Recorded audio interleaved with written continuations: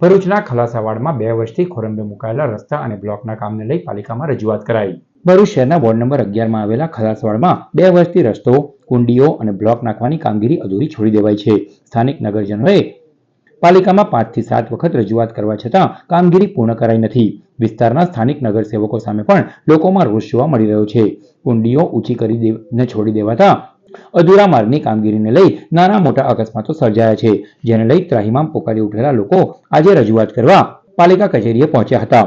વહેલી તકે અધૂરી છોડી દેવાયેલ રસ્તા, પેવર બ્લોક અને કુંડીઓની કામગીરી કરવાની માંગણી કરવામાં આવી છે।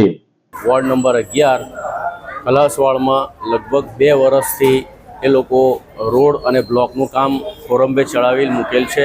નગરપાલિકાને અવારનવાર રજૂઆત કરવા છતાં પણ આજ દિન સુધી કોઈ કામગીરી થયેલ નથી અને કુંડીઓ ઊંચી કરી અને અધૂરું કામ પૂર્ણ કરવા માટેની કાર્યવાહી કરવામાં વિલંબ કરેલ છે। આજ દિન સુધી આ કામ પૂર્ણ થયેલ નથી અને ઘણા લોકો અથડાય છે, એક્સિડન્ટ થાય છે, હાથ પગ તૂટી જાય છે, માથામાં પણ વાગે છે। પણ આજ દિન સુધી અમે 5 થી 7 વખત રજૂઆત કરવા આવ્યા છતાં પણ આજ દિન સુધી કોઈ કામગીરી પૂર્ણ થયેલ નથી।